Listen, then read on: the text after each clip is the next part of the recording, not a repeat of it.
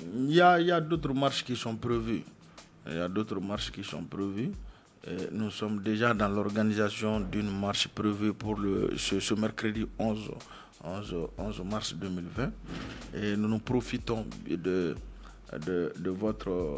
cette occasion pour appeler tous les Maliens, toutes les forces vives, tous les démocrates, tous les républicains et tous les parents d'élèves et tous les élèves aussi se joindre aux enseignants du Mali pour cette grande mobilisation le 11, mercredi le 11 mars 2020. Vraiment, ce qui se passe aujourd'hui nous impose la résistance. Parce qu'on a un individu, on a un premier ministre, ministre de l'économie et des finances qui pense que la loi de la République est une propriété propre à lui. Il pense que la caisse de l'État, bien sûr, est une propriété propre à lui. Et qui n'est pas prêt à respecter aujourd'hui la loi de la République. Et surtout, celles qui les dérangent. Nous pensons aujourd'hui que les enseignants du Mali doivent aller à cette résistance. Les retenues sont en cours sur nos salaires. C'est pour nous démobiliser, c'est pour nous dévier de notre objectif, c'est pour nous distraire. Donc nous les appelons à prendre toutes les précautions nécessaires, et bien sûr, pour faire face à cette nouvelle épreuve. C'est difficile, mais nous n'avons pas le choix. Et nous leur demandons de faire des provisions, c'est-à-dire le peu d'argent qu'ils ont aujourd'hui, d'acheter les sacs de riz et de les mettre de côté. Le jour où, avant la fin de cette grève, avant la fin de ces mobilisations-là, le jour où ils ne seront pas à mesure de donner 1000 francs, 2000 francs comme prix de condiment, qu'ils acceptent bien sûr de manger autre chose d'ici la fin de ce que nous sommes là en train de demander.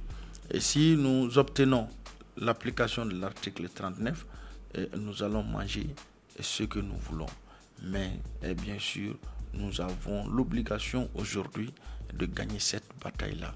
Et ça va passer par des épreuves. Et on doit faire face à ces épreuves-là. Et on n'a jamais de bonheur sans souffrance. Et appeler les parents d'élèves aussi. Les parents d'élèves doivent comprendre aujourd'hui que ce que nous sommes en train de faire aujourd'hui, c'est pour aussi les enfants. Nous ne sommes pas contre les enfants, nous ne sommes pas contre les... Et d'ailleurs, nous sommes des parents d'élèves. Mais si l'enseignant n'est pas dans de bonnes conditions, l'enseignement de qualité que les gens aspirent aujourd'hui, serait difficile. Donc ce combat-là aussi, c'est un combat des parents d'élèves. Et aussi les élèves du Mali. Les élèves du Mali et les étudiants du Mali doivent comprendre aujourd'hui que ce combat-là aussi est un combat pour eux. Parce que si les enseignants sont dans de bonnes conditions, bien sûr, ce qu'ils veulent aujourd'hui, c'est l'enseignement de qualité, c'est une bonne éducation. Et les enseignants seront en mesure de leur offrir cela. Et aussi qu'ils comprennent que les élèves et étudiants comprennent aujourd'hui que si les lois de la République sont violées, par un individu ou par un groupe d'individus, s'ils ne se donnent pas la main aussi, ils ne se réveillent pas, bien sûr, quel serait leur avenir de demain. Donc ce combat-là est un combat pour tout le monde. Et dire à Boubou Cissé, au Premier ministre, ministre de l'économie et des finances, qu'il n'y a pas de bras de fer entre le Premier ministre, entre la primature et les enseignants du Mali. Les enseignants demandent uniquement l'application de l'article 39. Et s'il est républicain, s'il est démocrate, s'il veut un Mali meilleur, un avenir meilleur pour ce pays, il doit inscrire ses actions dans ce sens. Et non de mépriser les enseignants du Mali. Parce que souvent il dit que lui, ses parents sont enseignants. Mais nous posons la question, si ses parents étaient des enseignants, et pourquoi il méprise autant aujourd'hui les enseignants? Pourquoi il tire autant de pierres aux enseignants? Pourquoi il pense aujourd'hui, et bien sûr que les enseignants n'ont pas droit au bonheur,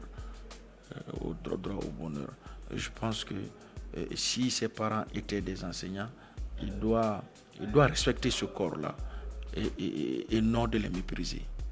Et à toute la presse, de leur demander de nous accompagner dans ce combat-là. Parce que ce combat-là aussi est un combat pour la liberté syndicale aussi. Et je pense aujourd'hui, les médias aussi ont cette difficulté d'une part.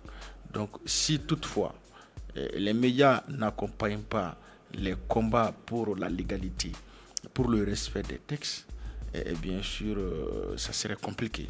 Donc, nous invitons toute la presse du Mali, tous les journalistes, tous les médias à nous accompagner et de faire ce combat comme si c'était un combat à eux aussi. Vraiment, je vous remercie.